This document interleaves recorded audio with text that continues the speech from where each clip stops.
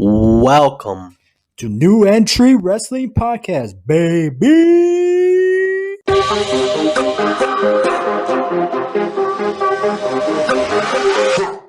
Welcome back to New Entry Wrestling Podcast. I am your host, Sexy Ian, with my co-host, Jose. What it do, baby?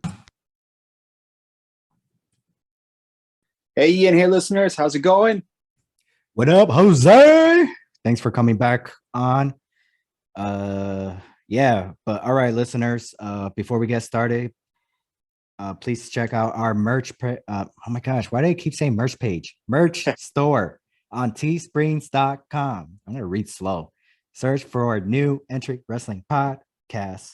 We got pretty cool shirts, masks, and posters. And also, please follow our IG page, New Entry Wrestling Pod. We're on Spotify, Google, Apple, Radio Public. Also, check out our YouTube page. If you already are checking out our YouTube page, hit that subscribe button and like this video, please. Jeez, maybe Christian was right. My podcast does sucks. Hater. Yeah, he's a hater. Nah. Hater. Anyways, what's today's topic? All right, today we're talking about SummerSlam. We got it covered. SummerSlam. You like SummerSlam? I really did used to love that show. I mean, it's one of the big four. My favorite one's Royal Rumble for sure, followed by WrestleMania, and then I always had a good affinity for SummerSlam because it was always, a relatively fun show to watch, especially in the 90s. They had a lot of great matches during that decade, and even in the early 2000s too. There was a lot of fun matches that happened through. It kind of fell off for a couple of years, but now I think that they're moving it to a bigger arena, to a bigger stadium. I think it's got the potential to maybe make a good comeback to again being one of the strong big four, big five pay-per-views of the year for WWE. Can I ask you something? Yep. Did the card get weaker or did we just get older? I would lean more to us getting older because, again, it's that effect of we've been watching this stuff for so long already that it takes a lot more for us to really kind of like maybe be impressed by the card. Mm-hmm.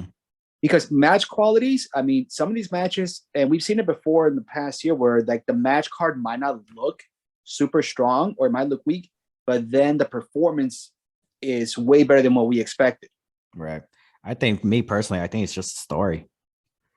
Because back then, every match had a story. Yeah. Even though the story was lame, but there was something behind it. There was something behind it. And whatever match they had, they told the story. It was like, this person disrespected my family. I'm gonna basically hurt him. I'm gonna whoop his ass. Now, so what they do, they run in there and they start beating the living crap out of them. These days now is that person disrespect my family. What am I gonna do? I'm gonna wrestle him. Right. I'm gonna do spots. Right. I'm gonna jump off the top rope. I'm gonna put him in a headlock. It's just like, what? Instead of just coming out and like fully swinging on someone like you would, like a real person would, like on a real, if it was a real fight, someone talks about a member of your family or talks or does something, you're not going to go out there, pose and, grandstand. No, you're going to go out there and just going to, swing on someone. You're gonna charge into that ring and you're going into a fight. You're not gonna go in that match and wrestle him. Right.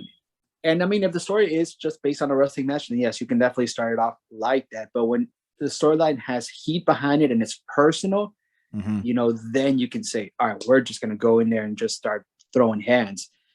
And that was something like that I can definitely agree is that it's something that's missing nowadays from it, where you rarely ever see two people just go in there and start, going at it. I think probably maybe the last thing that I kind of saw that was kind of like that, where it was in a feud, was like when Sammy and KO started their feud in NXT, and then they kind of carried over a little bit over to the main roster. Right. Is that they would come out and it would just be straight up, just, hey, we're throwing hands. We're not locking up, no collar elbow tie up, no headlocks. No, we're just gonna start swinging because like you fucked with me, I'm fucking you up. Exactly. And it's like they were fighting for that spot because even though they were here, whoever wins is gonna be here. Right. And either they're gonna stay the same spot or they may go down the card. Right. So that's what that's how they perform in that ring. But SummerSlam, you say SummerSlam? No, you said the Royal Rumble is one of your favorite out of the 5 because apparently Money in the Bank is the big 5 now. I don't know how, but whatever. How will you rank SummerSlam out of those 5? Currently, I would put it still in third for me. It'll be Royal Rumble first. Just because I love the Rumble match. I love that match. WrestleMania, obviously for being WrestleMania. I mean, it makes sense for some people to put it number 1 on their list because it is WrestleMania. Mm-hmm. But some WrestleManias are hit or miss. I mean, granted, I just went to my first one this past year. It was great experience, and it was a really good WrestleMania too. That's basically my either 1A or number 2. Then SummerSlam, then Money in the Bank, and then Survivor Series at the bottom. Just because again, they haven't done anything with the Survivor Series match since the NXT takeover 3 years ago. That was the last good like Survivor Series show that they had, and even before that, there was nothing before that for the longest time. Right. See, to me, SummerSlam is my number 1. Yeah. Number 2 is WrestleMania. 3 is the Royal Rumble, and then 4, I would say 4 Survivor Series, and then 5 Money in the Bank. But that could change because right now I feel like I don't think it should be the top 5, the big 5, but it is what it is. But for this year's SummerSlam, the lineup is Logan Paul versus The Miz, Bianca Belair versus Becky for the WWE Raw Women's Championship, Riddle versus Seth freaking Rollins, Liv Morgan versus Ronda Rousey for the WWE SmackDown's Women's Championship, for the undisputed WWE Tag Team Championship, the Usos versus the Street Profit with Jeff Jarrett as the special guest referee. Bobby Lashley versus Theory for the WWE United States Championship. Pat McAfee versus Happy Corbin. And the main event is Roman Reigns versus Brock Lesnar in a last man standing match for the undisputed WWE Universal Championship. So out of that 8 matches, I'm surprised there's no kickoff show match yet, because normally they announced that already. Right. And another thing I'm surprised that's not on this card is Drew McIntyre versus Sheamus, because I thought they were having to build up this feud into SummerSlam, but they're gonna face each other on Friday Night SmackDown, so the day before SummerSlam, in a weird match I can't even remember, and I don't want to remember. The Donnybrook. Yeah. The Donnybrook match. Yeah, it's weird. I'm thinking like, oh, they're gonna lead into SummerSlam, Falls Count Anywhere, maybe a cage match. At that time, I thought a last man standing match, but then they announced Roman Reigns and Brock Lesnar in the last man standing match. So out of this 8 matches, which one are you excited for? And which one are you least? Which one's a bathroom break for you? Bathroom break for me, I'm gonna actually say it's the Liv and Ronda one. I mean, I love that Liv Morgan is the champion, and she's definitely put in the work to get some recognition and deserves somewhat of a push that she's getting. But that match does nothing for me. I mean, Ronda has fallen flat since she came back. She doesn't have that same momentum that she had when she was here before she went and had a baby and everything like that. Mm-hmm. So ever since she's came back, coming off that dry run with Natty, that feud that just was the whole thing was a bathroom break. That's probably the one where I'm like, okay, I'm not too worried about this one. I love Liv Morgan. Like you said, I'm happy that what she accomplished. But the thing is, Liv Morgan, in my eyes, she's still in that green level kind of thing. Right. and where Ronda Rousey she's a big name, but she's not. She's no Becky. She's no Charlotte. She's no Sasha Banks. She's no Bailey. Where it's like they could help. They could carry her. Liv Morgan is still in that. In my eyes, I could be wrong. In my eyes, Liv Morgan looks like she needs somebody to help her. I don't think she's there yet. I feel like she needs somebody to push her up there. And you just mentioned her, and I think the person that to be the best fit for that would be Bailey. Because when Charlotte comes back, and we know she's going to come back soon, just because she got married already, had her honeymoon, she's having her time with her husband and stuff like that, with Andrade, that she's due to come back soon. And seriously, and we know that once she comes back, they're probably going to put the belt back on her right away, just because they're in the rush to get her to beat her dad's record, to become the first 17-time probably. Hold on, let's go back to that. Vince is out of the picture. Is that still going to be a goal for everybody? I think it will, because Hunter loves Rick. But does he love Charlotte? He loves Charlotte. I mean, he put it as part of his entrance in that WrestleMania. So that was Charlotte. Charlotte was there? Yeah, it was Charlotte, Alexa, and Sasha it was that one where they had him rise up in the throne. WrestleMania 30. 30, the three, that was them. Oh, I knew it was Alexa Bliss, Sasha. I didn't know the other one was Charlotte. The other one was Charlotte. They were the three. So he's had, an eye out for her. He's kept watched her back the entire time. So I think that we'll still push for that. So I think Bailey, because Bailey is great as a heel, she could be that kind of heel to antagonize Liv and basically help her guide through without it feeling like if they put her against Charlotte's just going to overpower her, dominate her, and then she's off to the and that's the problem with Charlotte. That's why people don't like her, because I love Charlotte. Yeah, I love her, but I will admit where it's like she doesn't have to win titles all the time. She doesn't have to be in every title match. Put her in a storyline. Ric Flair, throughout his career, he had some type of storyline. I still remember the feud he had with Randy Savage, the feud with Ricky Steamboat, the feud with Sting. He made Sting, like he helped Sting get made, just like that, and that's what I'm saying. Like Lex Luger. Yep. So the feud with Hogan. So for he has all Bret Hart, Shawn Michaels, Triple H at one point, Roddy Piper at one point.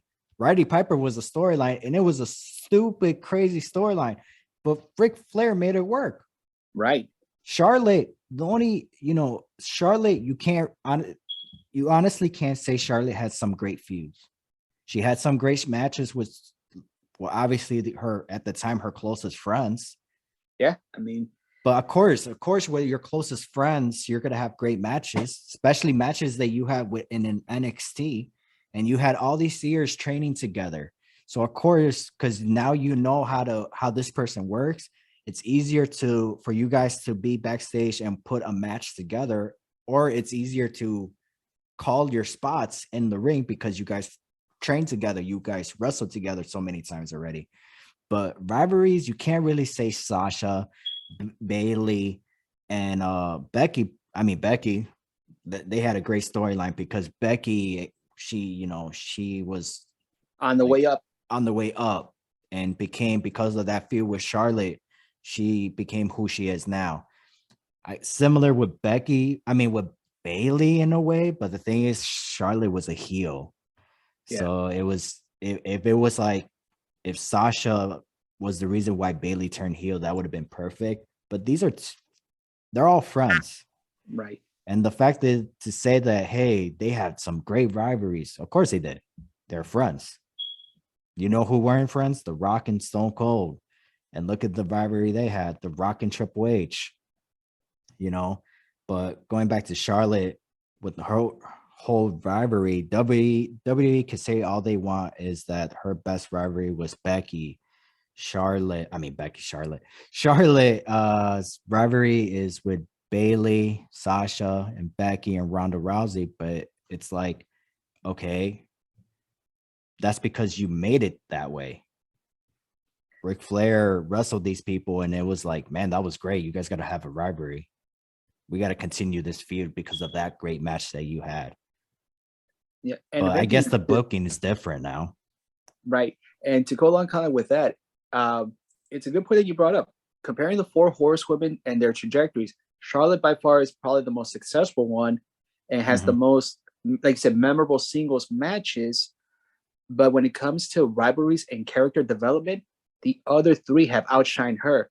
Bayley has gone through a great character development from when she went to the basically female John Cena babyface to becoming this great heel, and then having great rivalries with both Sasha, Bianca, and other people. Sasha, her character almost stayed the same, but there was an evolution to it. And then again, she also had rivalries with Bayley, with Becky, with Bianca, which they had the main event to WrestleMania and basically put on a great match.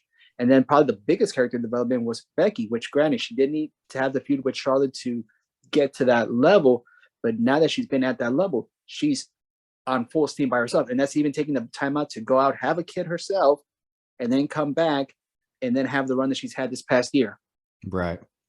And then again with Sasha Banks, Becky, and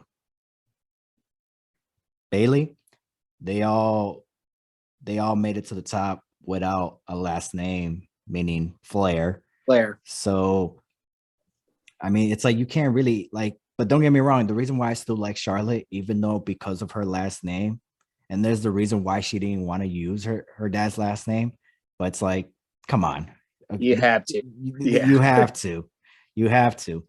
And she still ended up having some great matches though. No, yeah, she's great in the ring. She's a natural for this too. Right. So and she did have some great matches. So you can't argue with that point. And the fact that she went into this in her 30s is when she really started taking this seriously. Like late 20s, early 30s is when she went in, whereas like the other guys have started when they were 18, 19 years old, or in some cases, probably under the age of 18, started training at like 16 or 17. And they've done it that where she just kind of came in. She, again, has this natural ability to just be good at this. So that's another reason why people basically have hate for her, but at the same time, you got to respect it. Yeah. I mean, you have to respect for someone to go in, already have had a life, you know, she had a career before the WWE, she had a life before this, to go in there and then make this her life into her 30s like this and be as successful as she has been. Granted, yes, the name does help out, but also she puts in work.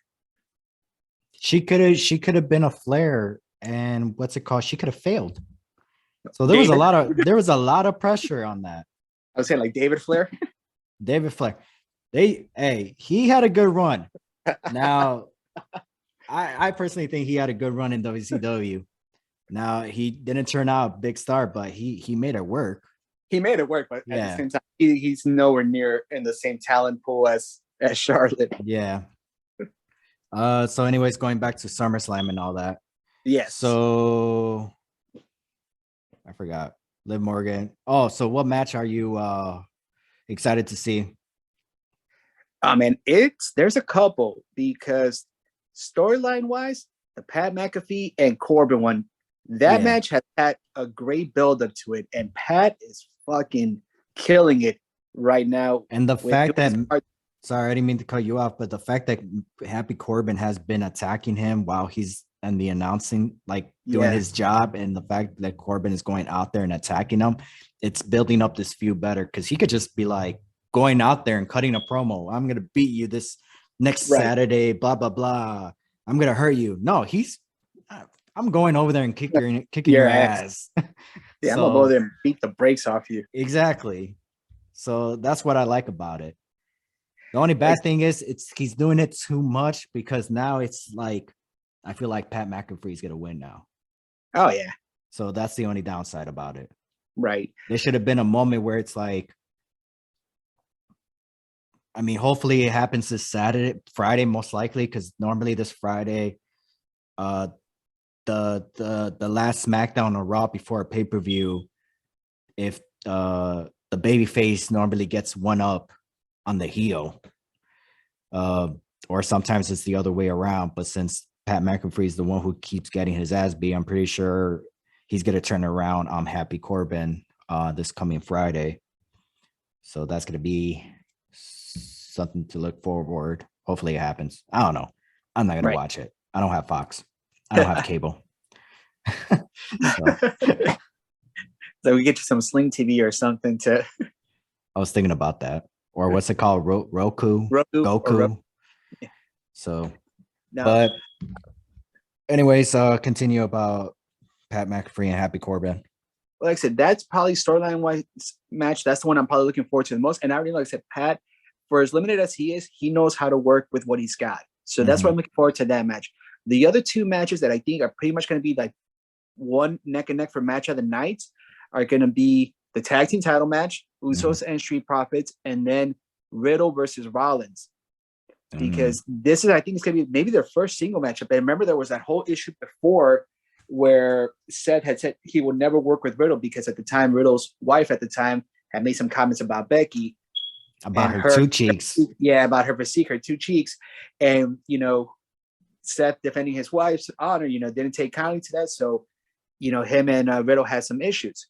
So now that basically, you know, Riddle, as we all know, he's divorced from her, he's moved on and basically made amends with Seth and with Becky. This, I think, is going to be one of their first like actual matches like on a stage like this. So they're both great in the ring. So I think that has the potential again to be a match of the night, but also coming off the match they had at Money in the Bank with Usos and Street Profits, that's just going to be another fucking scorcher, even though you got Slapnuts in there as the referee, which makes no fucking sense. But that I was going to say that. I feel like, I mean, what's it called?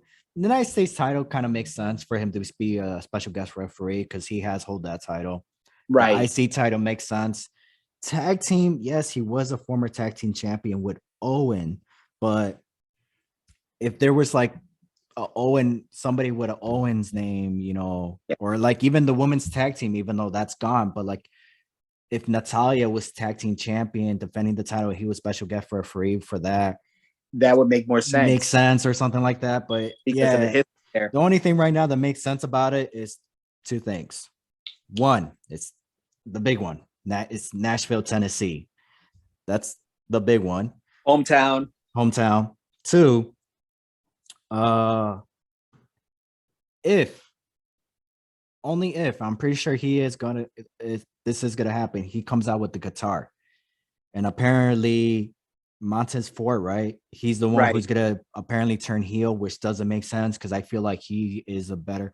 First of all, I don't think Street Profits should turn heel because at one period of time they were heels and did not work for them. They went back to babyface. I feel that if they're gonna break them up for whatever reason, that it shouldn't be a heel turn. That they should kind of do it like how New Day did it, and basically let them go their separate ways. Yeah, because what if you need them back? Because there could be more money on the table to have them back as a tag team. And Dawkins has actually been improving himself a lot in the last couple of months because he said it in that interview, I think was on the Bump. He's like, hey, I've been listening to what people have been saying and it pissed me off. Like people are writing me off already as if I'm going to be the Jannetty of this group. And he's like, fuck that. I'm going to go ahead and show why I'm not that guy. Right. He's putting in work himself to build up his stock. We already know Montez, once he goes solo, dude's got it in him to be a world champion down the line. He has it there. It's just a matter of making sure that all the cards fall in place and everything lines up well for him to actually do it. Right. So I don't think they need to break them up that way. I mean, if they basically hit a row with like, hey, listen, you got a title shot, go for it. I'm gonna go do this. And then they can just break away without having to turn heel and then try to do this awkward freaking thing that we always see all the time when tag teams break up. Montez will beat the shit out of them and then just leave them in the dust. I personally think the way how I would do it, if I would have them, the Street Profit win the tag. Well, there's two ways I would do it. One, have them win the titles and then have them announce where it's like the next time we lose these tag team titles, we're done. Yeah. And then I'll have them have a good run to the point where it's like, okay, the fans are not feeling them no more. They're going to drop the title and then that's it. Go their separate ways.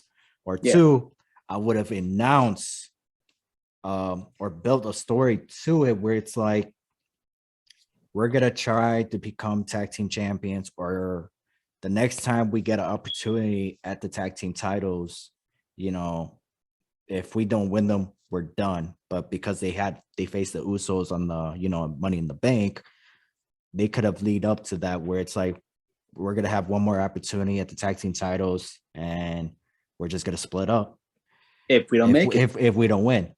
Yeah. But at the same time, that would have been a cool heel turn as well. Because I hate when people go into a tag team match and they turn on each other during the match.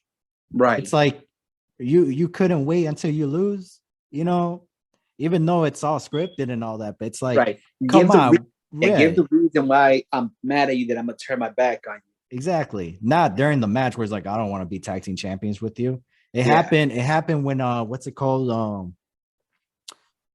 Back in I got so mad. It was a Bound for Glory. 2019. It was the North versus Rich Swann, Willie Mack versus RVD and Rhino. Rhino added himself and RVD into that tag team match. RVD didn't want to be in that tag team match, but he was just like, okay, whatever. What? Yeah.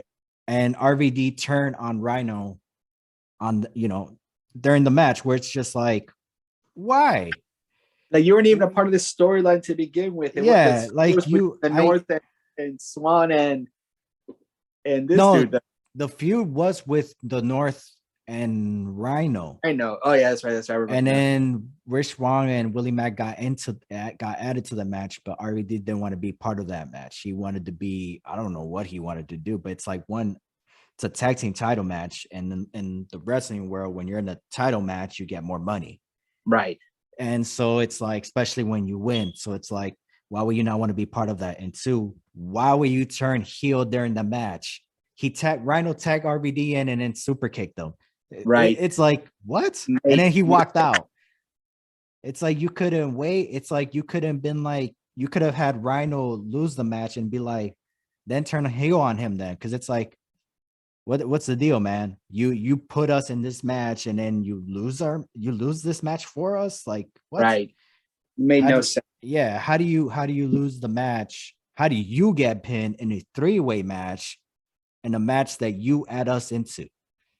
Right. That's when you turn heel, not during a match. But anyways, or you don't do it in NXT with Cora Jade and Roxy and have a prop skateboard break in half mid swing. Yeah. Oh my gosh. I don't even want to get into that. Right. That's I do want to say she is fine as hell though. So yeah, so the only way I could see, and then back, I don't know if I mentioned it, but if Jarrett comes out with a guitar, somebody's gonna hit somebody with somebody's getting hit. Yeah, someone's getting cracked. That's if he comes up with it, but I'm pretty sure he is. Oh yeah. So and then you got Bobby Lashley versus Theory, which I'm pretty sure Dolph Ziggler is gonna interfere and cost Theory the match. Yeah. So I'm gonna give you the lineup one more time, and you're gonna give me your prediction on who's gonna go over. Logan Paul versus The Miz. It would make sense to have Logan win, and Miz is the kind of guy that he can take the loss, put him over, because he knows how to do business and he knows that's going to be what's going to propel things more for him. So and he signed a contract too, Logan Paul. So right off the bat, looks like they're putting some steam behind him. So Logan Paul. Okay. I'm gonna go with The Miz. I feel the Miz is he's gonna cheat his way. Yeah. And not a lot of people. I mean, the only thing is he is a celebrity, but if you're looking, but he is now a WWE superstar. So as a WWE superstar, it makes sense for The Miz to go over. As a celebrity one-time thing, I will obviously go with Logan Paul. Like they did at WrestleMania. Yeah. Bianca Belair versus Becky. Bianca gets the win back. I like what Becky's been doing as far as like being desperate to like showing desperation to try to like get the title back and do everything like that. But another Becky run, what would it really do? What would come out of it if it just means that her and Bianca just kind of go back and forth again, and then Bianca gets the belt back somewhere down by the end of the year? So I want Bianca to win, so that way Becky can go on to maybe do something else, and they can bring someone fresh in. Maybe get Asuka in there with with Bianca. Mhm. Maybe turn Asuka heel, have her be like Kana, come back with a freaking full face paint and just be fucking female Great Muta. Right. I'm gonna go with Bianca Belair. Like you said, if Becky wins, where do you go from here? It's basically just gonna be deja vu from last year. Right. Have a rematch at Extreme Rules and what ended it in a no disqualification match. Right. So it unless it's gonna lead into an Extreme Rules kind of thing, a cage match or something, then sure I'll go with Becky. But I want Bianca Belair to win and also have a long title reign. Yeah. And either lose it to lose the title.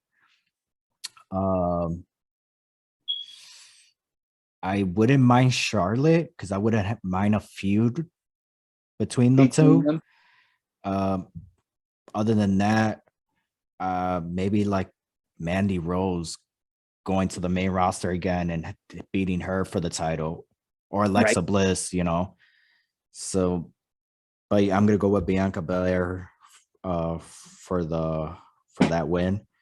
Riddle versus Seth freaking Rollins.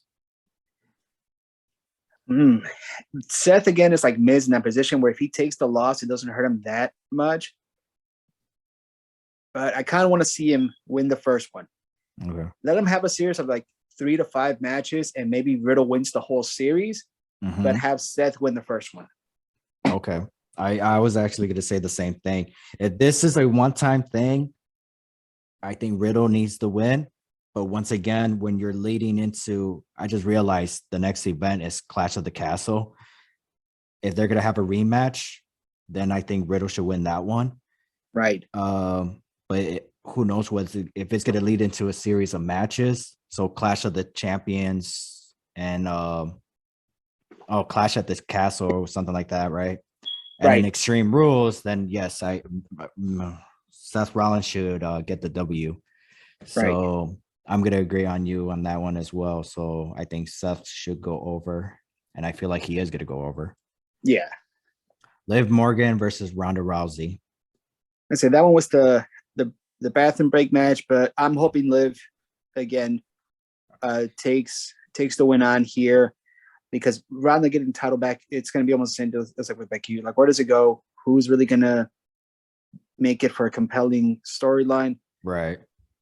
Keep it on Liv. Let her hold it until either Bayley or Charlotte comes back, and whichever one goes on Raw, and the other one goes on SmackDown, whoever it is, then that way they can have the feud. Which again, I'm hoping it's Bayley that goes back to SmackDown and starts our feud with Liv. So again, because I think that'll be the most benefit for her, developing her character and kind of elevating her. Right. And but Bayley, she's down to go to NXT to face Mandy Rose as well. Yeah. But you know what I would love to see though? So first I will say Liv Morgan, but I think would be cool is Becky goes after her for the SmackDown title. I think that would be cool. If she loses the Raw one, then she goes over to SmackDown and tries to get that one instead. Yeah. The Usos versus the Street Profit. I am gonna go with the Usos. I want the Street Profit to win. I would like them to have one more title reign, especially being the undisputed tag team championships. That would be a good thing to have on the resume. And once they drop the title, it's a good way to like go their separate ways. I'll go with Street Profits on this one. Okay.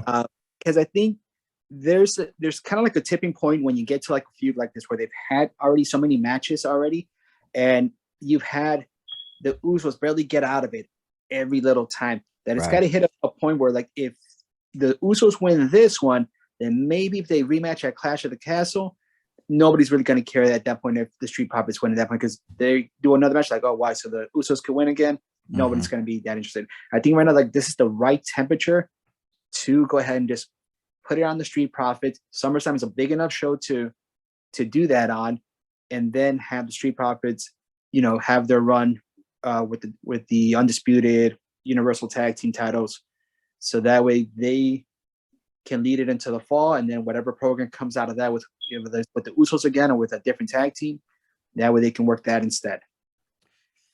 All right, listeners, before we continue, please go check out our merch store on teespreeze.com. Search for New Entry Wrestling Podcast. We got some pretty cool shirts, mats, and poster. Also, please follow our IG, New Entry Wrestling Pod. We're also on Spotify, Google, Apple, and Radio Public. If you're listening or watching us on YouTube, please like that video or like this video and hit that subscribe button. So, yeah, Bobby Lashley versus Theory. Lashley, right now, yeah.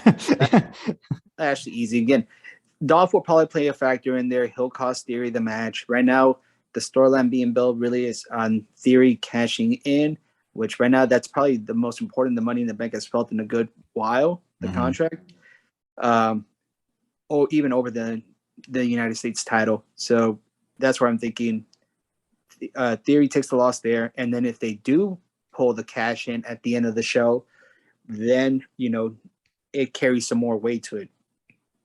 Right. Pat McAfee versus Happy Corbin. Pat. I'm going with Pat as well. Yeah, Pat easy. It's going to be a fun match. Yeah. You know what does bother me, though, is that there is no AJ Styles, though. True. I just noticed that right now on the card. Oh. No AJ Styles. That's crazy to me. So no, there's also no Drew McIntyre. Judgment Day, no Drew, no Edge, no Mysterio. I mean, Edge right now they're running those promos, so I think his comeback, and this is from stuff that I've heard from other shows and like checking out stuff online, is that I think this version of Edge is going to come back. It's going to be a mix between the first version of Edge when he came in like 97, 98, coming in through the crowd with the French code, and maybe Brood era Edge. I think it's going to have something of that kind of a dark side to it. But of course, he's going to come in as a face because Judgment Day turned on him. So now I'm pretty sure he's going to go after them. Yeah, something like, I mean, it worked because look at Kane. Kane was a heel. Look at him back in 2002, right? Right. People thought that he was going to be back as a heel, but he showed up going after the un-Americans. So yeah. So that kind of gimmick, though, it works. It doesn't work on everybody, but it does work. Right. So the main event, Roman Reigns versus Brock Lesnar. I mean, honestly, this one, I'm gonna go with Brock. Roman Reigns got a win over Brock Lesnar back in 2018. Roman has a win over Roman Reigns back in 17. So they both got a win over each other. But the thing is, with Brock Lesnar beat Roman Reigns because of two reasons. One, he couldn't pin Braun Strowman because that was going to be the next pay-per-view. Right. Two, he already beat Samoa Joe, so there was only Roman Reigns was left. So on this one, I mean,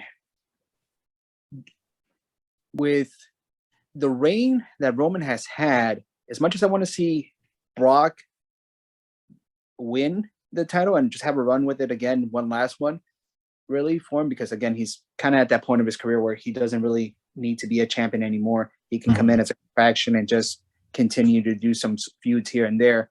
Right. Given the time that Roman has had now as champion, if someone is to take any of those belts off of him, it needs to be someone that's going to benefit from it. And it kind of runs into that same thing with what happened with the streak, with Undertaker's streak and Brock being the one to end it, where as much as it was a big shock and when it did happen, it really should have been someone that, again, was going to benefit from the streak. And that's not to say Brock did. Brock benefited, of course, but that could have been one of those moments where it can make a star. And I think now at the end of whenever this reign for Roman ends, it should be for someone that it can be a star-making moment. And to just have it go back to Brock, that's like not really an ideal thing. I mean, granted, Drew's already been a WWE champion, and he beat Brock for it. So for him to, like, let's say next month at Clash of the Castle, it's not even though, yes, you're right, it is next month. from SummerSlam. I think it's like what, a week or two? A week. Yeah, it's like literally about Yeah. a weeks after So- SummerSlam. So I didn't mean to cut you off, but if Roman doesn't need the title no more, the fact that he went part-time, Right. He's barely on the show, so there's no need for him to be holding not one but two world titles. So if he's gonna lose to somebody, Drew McIntyre is the guy. It makes sense. Right. They have a history as well. Roman Reigns, I think, I could be wrong, I think Drew McIntyre only has one win over Roman Reigns, and that was that match they had on Raw.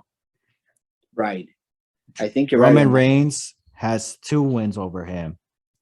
The big one, WrestleMania, and then he has 3 wins over him. WrestleMania, Stomping Ground or something like that. Oh wow, I forgot about that show. Yeah, Yeah. Stomping Ground. And then the Survivor Series when it was champion versus champion. Champion. So he has 3 wins over him. So Drew McIntyre beating him at Clash of the Castle. Is it Clash at the Castle? I think it's Clash at the Castle. Okay. I think that's so Drew McIntyre needs that big win. That's going to be his WrestleMania. right. And they have a history, so they don't really need a month build up because they already have a history together. Right. And then with Brock Lesnar as champion going over there, that makes that's even, me personally, that's even a bigger match because it's a WrestleMania rematch. Right. A match that Drew was supposed to have. He did eventually had it. I mean, it did go through, but the thing is, there was no audience, there was no fans, there was nothing. It was silence for them. It was a 4-minute match. Apparently, it was going to be a 10-minute match. So, and then they cut it down to like 5 minutes. So, once again, they don't need a big buildup because it's a WrestleMania rematch. Right. So, and Drew McIntyre is the guy to take the title away from Roman and also Brock Lesnar. Yeah. And like I said, yeah, I completely agree with everything there that you just said. Because there is history with both men, I do want to see be Drew. Same, and let it be a Clash of the Castle because, again, that could be his big live moment to win the championship. He already had a WrestleMania moment technically with Brock. He beat Brock, but then to say that he also beat Roman for now the Undisputed Unified Championship. Again, that's just like a bigger feather in his cap to, I have wins over both these guys, championship wins over both of them. I took their titles from them. And then again, that could be the star-making moment. Well, Drew's already a star, but basically, rise up his stock even more. Unless they really do want to try to force and pull the Seth Rollins angle again from WrestleMania 30 and have Theory cash in and, win the title just like how Seth win. But that's, I think, way too early. It's way too early, way too soon. Too early to do that with Theory. I mean, if he would have had a very long title reign with the US title, like let's just say 8 months to a year, then sure, go for it. Yeah. Go for it. But no, he didn't have that long. A month at most. Month at most. Who did he defeat? He defeated Finn Balor, right? Yeah, took it off Finn Balor. So, and it wasn't like a long title reign. No, Finn's was underrated title reign too. I mean, he maybe had it for like a month and a half, 2 months at most, and then he dropped it over to Theory. And then the thing about why it worked with Rollins too is because Rollins at that point, he had already established himself as a character, broken away from the Shield. We already had the Shield. Even then, he had his history with the Shield. Everybody knew him from that. The Shield breaks up. Then he goes on his solo run and has a solo run that allows his character to develop. That basically by the time that cash-in happened, he was his own character. Theory's in the middle of all of that right now, trying to find what his character really is before you can say, all right, let's go ahead and put a world title on him. Because if they do it right now, too early, too young, no one really knows what his character is about. He's just likes to take selfies.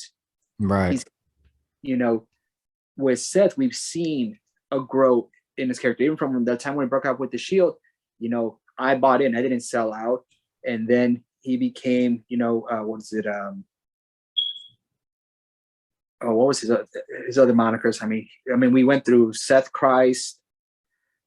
Right now, Seth freaking Rollins. Before that, Demon Slayer. The Kingslayer. Kingslayer. I'm thinking the anime Demon Slayer. Yeah. Love that anime. Kingslayer, and then the Architect. The Architect. Basically. Oh yeah, the Architect. The Architect, and that's right after the Shield breakup. So that's when he won that title. He was the Architect. So he had developed his own solo characters.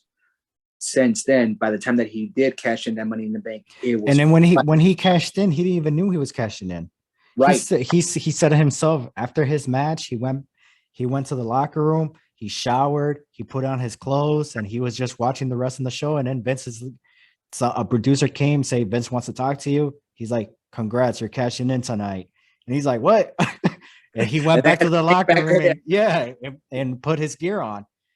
And that's why he ran, because he was like he knew what was going on. Right. So because apparently Roman Reigns, because Vince didn't even knew what was going to be the what's it called, the end for that match. He wasn't sure if he wanted Roman Reigns. He wasn't sure if he wanted Brock to retain. He wasn't sure about that. Right. And then later on, he was just like, okay, Seth is going over. He's cashing in tonight. So, and Seth didn't even knew until like basically the beginning of the match, Brock Lesnar and Roman Reigns. That's when he found out.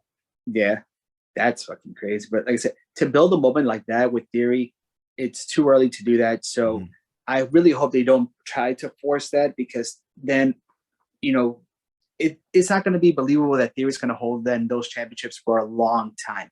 If he had somebody, Seth Rollins, he had Kane, he had Triple H, Stephanie McMahon. Right. He had the whole authority. Yeah. Theory doesn't have anybody. I can understand if even Dolph Ziggler, but Dolph Ziggler's going against him. Like, Dolph Ziggler turned face. But like, say, even if Bobby Roode was like, hey, I'm going to help you out. Something like that. That would make sense. Or even The Miz, if The Miz was going to be in his corner helping him out. Something. Right. But at the moment, Theory doesn't have anybody. None of that's going on. Not even Vince McMahon, literally. Exactly. He's gone.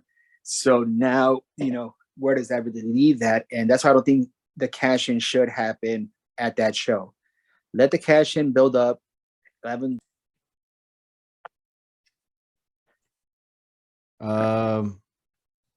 But yeah, sorry, go ahead. But as I was saying with it, I said it will be too early right now to do that with Theory and try to get that same effect. Let it build up. Let the cash-in build up. Maybe do it sometime in the fall, where usually, the shows kind of cool off during that time. That's where they kind of do like a lot of experimentation. Like that's when they pull the trigger on Big E cashing in and taking the title off of Lashley. Right. So maybe they could do it down then, where they've had a little bit more time to, let Theory cook, and let's see how his character really grows, and to kind of see what kind of championship character he could be. Yeah, I agree with that. And then I don't mind the whole tease and stuff like that. Oh, Theory's gonna cash in, or he comes out and say, I'm gonna cash in at this pay-per-view, blah blah blah. I don't mind the tease, but sometimes it's very unnecessary. Like leading on for SummerSlam, okay, because it is the last man standing, so right. I can see why you would say that. But one, I hope it doesn't happen, and two, what's the rush? Yeah, what is the rush? You need a top baby face like Drew McIntyre, and especially when Clash at the Champion or Clash at the Castle is the next pay-per-view a week after SummerSlam. Have Drew win it, have him have a long reign, have Theory take the title off him. The Miz did it last year. Right. So it's like, let history repeat itself again. So like I did say, in my eyes, Theory is the next Miz. Right. So, but on other topics, well, it's still the same topic. But first thing, before I ask you about what's your favorite SummerSlam matches, I got to ask you one simple question. Who is Mr. SummerSlam in your point of view? Uh, Do you want me to give you options? yeah, let's look at some options because I have some ideas, but let's look at what the options are. Randy Orton, Brock Lesnar, John Cena, and Bret Hart. Oh, in my fanboy heart, I will always say Bret. But objectively speaking, honestly, I would say it's a tie between Cena and Brock. And because Really? they've had some big time SummerSlam matches, especially in the more recent years. I mean, you could look at Cena versus Punk was at SummerSlam. Great match. Okay. Comparing to the Money in the Bank one and the one they had on Raw. In comparison to those, yeah, okay. In comparison to those, it's on the lower end. Yeah. But SummerSlam alone, I will give you that. Yeah. Was Brock and Punk also a SummerSlam match? Yeah, 2013. 13. That's another one. And then we had Brock and Cena together too at SummerSlam, where freaking Suplex City was born. Basically, him fucking sending Cena into the Shadow Realm, just his ass, fucking 18 ways from Sunday. Hitting him with 16 German suplexes, right? Yeah, I still remember that thing. I was laughing the entire time because like, holy shit, how many more is he gonna do? I'm like, fuck, that's the whole match, just fucking suplex. Who was it? Was it Jerry Lawler or JR? Somebody was like, or I think it was JBL. The first time I ever heard Jesus Christ. Yeah, it was JBL on the was call. Was it JBL? Yeah, he was like, Jesus on the Christ. Call for that one. I was like, dude, that match was that. So I think for them, they've had that. Randy, he has had some great matches at SummerSlam too, but nothing that really sticks out in my mind way too much that I can say, okay, this is like, Randy has probably had better matches on other shows that you can maybe give him that moniker to some of those other shows instead. Right. And then, like I said, Bret, that 90, was it 91 with Mr. Perfect? 90 or 91, the Intercontinental title match. I thought that one was. Oh, yeah. That was 91. Yeah. Because 92, he faced Bulldog right? at the UK show, which was another great match too. And that one, again, now knowing what we know of how messed up Bulldog was during that match, like dude was coming off like a 3-day meth bender with the anvil. Oh, and basically Bret just called that match every spot on there on the fly, basically because everything that they had worked on just went out the window because Bulldog couldn't remember any of it. So he was just basically calling the match on the fly, and they still had a great match. And I was surprised they still closed out the show. And they closed out the show. So that's why, like I said, in my heart, I'll always go with Bret, but objectively, Cena and Brock for me are a tie as the Mr. SummerSlam. Well, I already did. Me and Avery recorded our top favorite matches on our SummerSlam, but I want to ask you what's your favorite top SummerSlam, and we kind of had like I asked him the same question. Shawn Michaels is Mr. WrestleMania, who's Mr. SummerSlam, and I'm going with Randy Orton, just because of like what you said about John Cena, Bret Hart, and Brock Lesnar, where they all had great matches. Randy Orton didn't have that much great matches, but the list of people he faced, right? It's like he faced John Cena. Well, John Cena, not so much. But mainly Brock Lesnar. He had some big matches at SummerSlam, and he was basically the main event. And he was the main event in every SummerSlam card, but he headlined. No, what's the difference? Headlining is like, me personally, headlining is like you're the big match at SummerSlam. Right. Main eventing is like you're closing out the show. So he headlined a lot of SummerSlams, but in majority of the card SummerSlam, he did main event. I think the one say he didn't was against Kurt Angle, Punk, And I think that was it, right? I think so. I think it was just them two. But Randy Orton did a main event, a lot of main event, a lot of SummerSlams, but he had a lot of great matches. He was the youngest, and his first main event was at SummerSlam when he was in the Elimination Chamber. He got that was his first world title as well. Yeah. Then he went on and faced Benoit for the world title, and he beat Benoit. 05, he faced The Undertaker. 06, Hulk Hogan. Oh my God, I forgot about Hulk that one. Hogan. Not even John Cena could say that. 07, he faced John Cena. 08, he was not a part of. 09, he faced John Cena again. 10, he faced Sheamus for the WWE title. 11, he faced Christian. That was the match. Match was crazy. Yeah, that match was really good. 12, I don't recall he was part of 12. I don't remember who was 12 anyways. Who was 12? 12. Oh, that was with Brock Lesnar and Triple H. Yeah. He was not part of that. 13, he was not part of it, but he did his cash in on Daniel Bryan. 14, he faced Roman Reigns. 15, he faced Sheamus. 16, it was Brock Lesnar in the main event. 17, was he part of 17? I don't recall him being, I don't remember. 17. I don't remember if he was part of 17. I can't remember either right now. I'm trying to see maybe 17.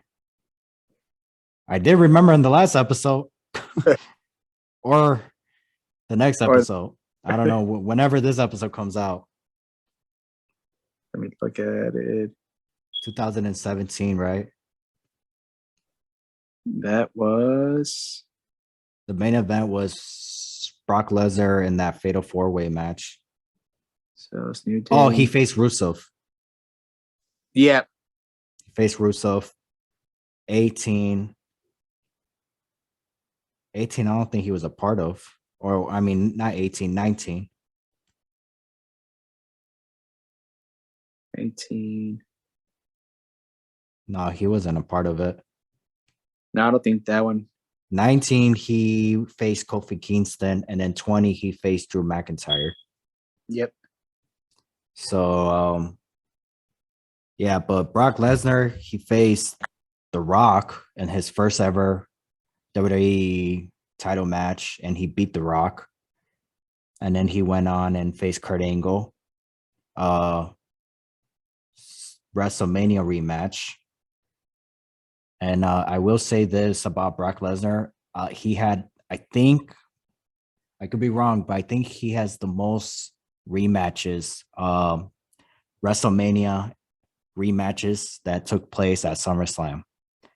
He had Kurt Angle, he had The Undertaker, and he had Roman Reigns.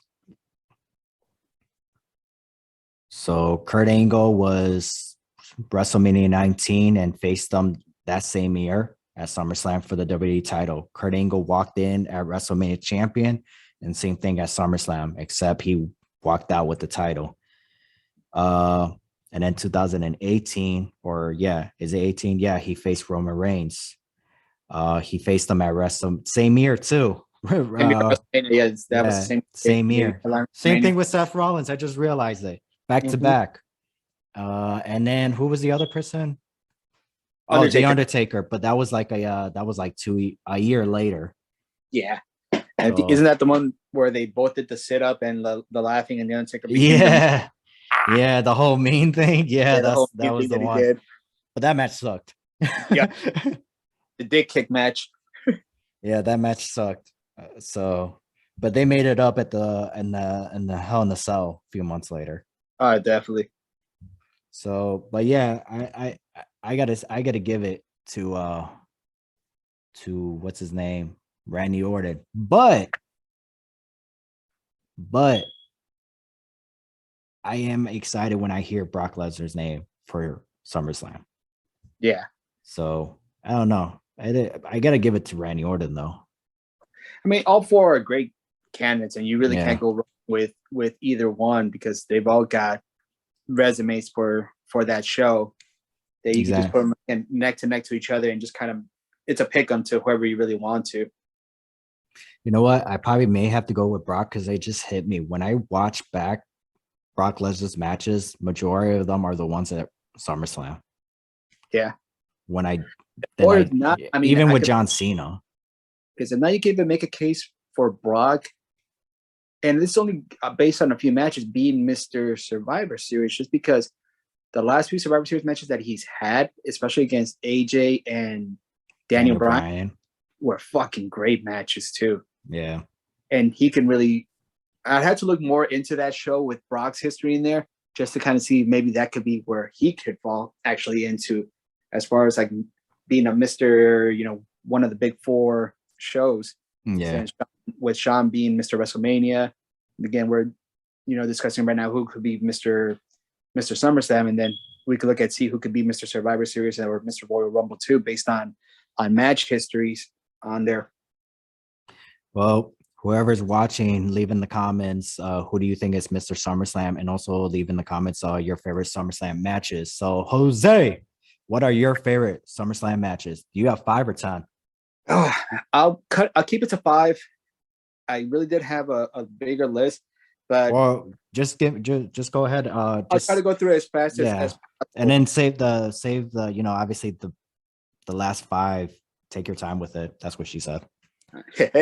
Hey. First one, and this is going to be from probably least to favorite. Mm-hmm. First one, I'm going to have Rock versus Triple H 98 ladder match. Okay. That was definitely one of those matches where that show was a lot of fun. And you even had a great match there with Austin and Undertaker in the main event for the world title. Right. But that's the match that stole the show for that SummerSlam, because you had Triple H playing off the knee injury, working off of that. You had the Nation, you had DX interfering. It was just a well put together match that, had a great finish. And it was, again, as we saw throughout the later years of their careers, the connection between Rock and Triple H as they would go on to feud for the WWE Championship, have Iron Man matches, have all these other matches in different main events, and see where their careers went after there. So this was barely like at the start of it, and it was still just Nation versus DX, right? And seeing where it was going from there. I'm glad you brought that up, because when they had later on, I really thought that it was going to be Triple H versus The Rock at SummerSlam. I mean, it still ended up in a triple threat match, but I felt like it should have been a one-on-one match to end the feud. I mean, it still ended up then, but I feel like Kurt Angle added to the match. It was no needed. Right. But anyways, what else is on your list? Next one is Shawn versus Triple H Street Fight 2002. That's a good one. That's a great one. It was Shawn's first big match back since the injury at Royal Rumble 98 when he hurt his back, and then laying down the title at WrestleMania 14 to Austin. Completely rebirth of a character. He had went through his whole reborn period, being a reborn Christian, and was not coming in as the showstopper, not as the Heartbreak Kid. He was just coming in as Shawn Michaels. And even then, he did try to change the gear up, down the line for it, and it just didn't work. He went back to his old HBK gear. Mm-hmm. The match was in itself was physical. It was brutal. And again, for someone who's coming in with the back injury like Shawn did, some of the spots that he took, they were rushed, like doing that backbreaker over the steel chair that still, made me cringe around. Like just, there was a lot of spots there in that match. I was just like, I can't see. Especially, and it was funny, and a great way to end that match was with the Jack Knight roll up. Yep. It saved Triple H, and it saved, even if Triple H would have lost in the Sweet Chin Music, it would have not mean anything anyways, but it was more of a surprise, and it was just like more of a, oh my gosh, I can't believe he just won like that. Like, that's crazy. Right. But also there was a purpose to it, because it lead to the ending of the spot where he got hit with the sledgehammer on the back. And the back, which made me go like, oh no. It was like, you know how you ever get hit in the belt trying to reach that spot, and Brad you're just trying to reach like, back there. yeah, I was just like, I feel it. I feel it. He hit me too. Yep. And So, again, and because we were still coming fresh off like everything that we knew about his back injury, like holy shit, that just looked like, you know, brutal, just it felt right to real. the back. It And felt real. the whole friendship as well. Where Yep. it's just like, it's amazing how two people who were really close friends, it could lead into that kind of fight. Definitely. All right, I'll go on to my next one. This one, SummerSlam 94, steel cage match, Bret versus Owen. I thought that was going to be your number one. Bret Hart is a number one, and I talked about it earlier. Yeah. And I'm only going to do it on 5, so this is my number 3. Okay. This is my number 3. It's Bret versus Owen.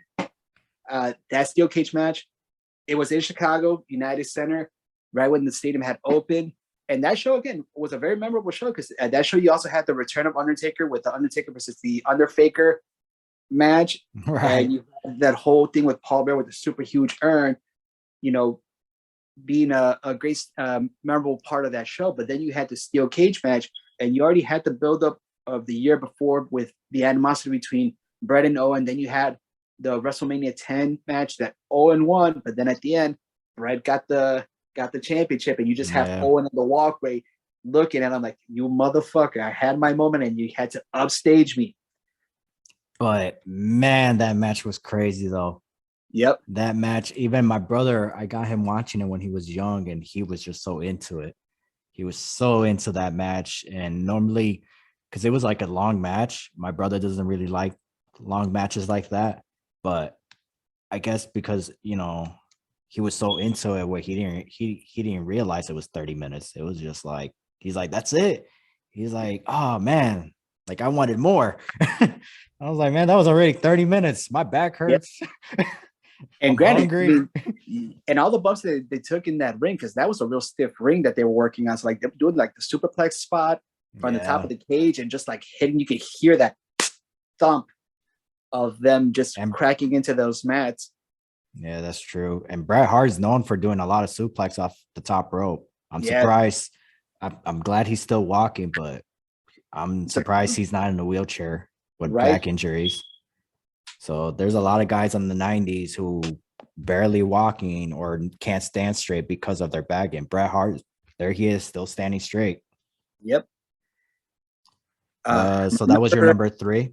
Yep. My number 2, man, it's actually going to be a tie on number 2 because it's 2 different matches from 2 different decades, but both are in my number 2 spot. Right. The first one is going to be, and actually they're both ladder matches. So the first one, Ray versus Eddie. Oh my gosh. Go ahead. Just go. Continue. Ray versus Eddie. And you know what? Here's something that I really want to see happen. Because we're coming up almost on like, I think is it next year? That's the 20-year anniversary of that match? Or what year was it? Was it 03 or 05? That was 05, man. That was 05. Yeah, we still got 3 years. We're further out. Yeah. And or if not, I wish the Mysterios would have been on this show coming up. Because if they're going to do the heel turn from Dominic on Ray, it should really be at a SummerSlam to tie it to that. But we're talking about 3 more years, though. Yeah. If you're going to do the 20-year anniversary from that moment, But because we're also hitting the 20-year anniversary of Ray being in WWE, it's like you could do it at this SummerSlam and have it happen there. So that way Dominic can say, oh yeah, please don't come at me like you're my dad when my real dad was fighting for me back then trying to get at me and you kept me away from him. You could build a whole storyline. Is that still a thing? Like, I don't know if it's still I mean, they can bring it back. You could bring it back into, but even then the match was still great. And it's funny too, because again, you had some of the hilarious spots in there where, you know, Vicky was supposed to come out to do the ladder and Eddie is hanging there like, where the fuck is Vicky at? And then like falls and fucks up his knee. He's like, God damn it, Vicky. And he's like fucking yelling out loud. The match was great. Great storyline on and behind it. And again, it had its funny moments. Right. The second ladder match is Shawn versus Razer, SummerSlam 95. All right. That's a good one as well. That's actually Evers. I don't remember what we recorded that day, to be honest, but I believe that was his number 1 as well. But no, Yeah. this is so. Is this your both of these your number one, or these both are your number two? Both are number two. They're tied for number Okay. two. Okay. Both are tied for number two. Okay. I think that one was his number one, I think. Yeah.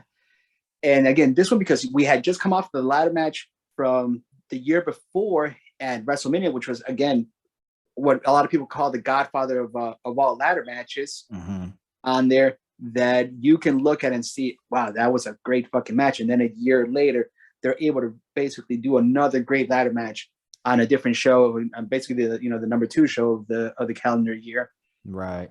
And have another great fucking match there, and for the same title again, for the Intercontinental title. So they've got it on the books for two great ladder matches on there. And it's crazy because the matches it's funny how WWE doesn't recognize that match a lot.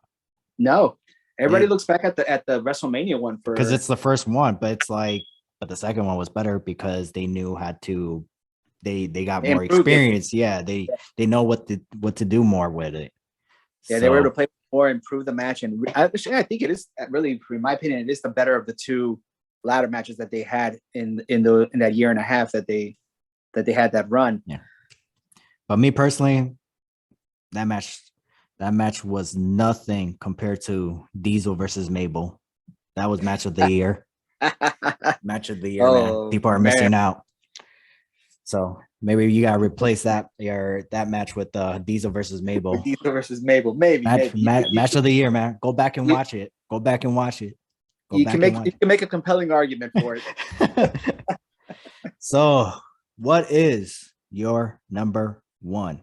But so then, sorry, I didn't mean to cut you off. Before we get into that, listeners, before we continue, please go check out our merch store on teespreeze.com. Search for New Entry Wrestling Podcast. We got some, pretty cool shirts, masks, if you still want to wear masks. But we got posters and those coffee mugs, stuff like that, those tumblers. And also follow us on New Entry Wrestling Pod on IG. On IG, New Entry Wrestling Pod. We're also on Spotify, Google, Apple, and Radio Public. If you're watching us or listening to us on YouTube, please hit that subscribe button and like this video. Give it a thumbs up, baby. So, yeah, your number one, Jose. What is it? Number one, Red versus Mr. Perfect at SummerSlam for the Intercontinental title. And again, kind of a common theme because I used to love that title. It was probably one of my favorite titles for the longest time. Right. But that match, again, was a breakout moment for Bret. I mean, we're coming off of the Hart Foundation, where, again, they didn't have a breakup either. They just kind of figured, all right, Bret's going to be the solo guy. He's going to be who we're going to put money in. And they kind of started venturing him off on his own. And Mr. Perfect was probably the best opponent for him because Perfect could bump like a motherfucker. And he could make everything look. He's the Dolph Ziggler at that time. The Dolph Ziggler at the time. Yeah, basically is what he was.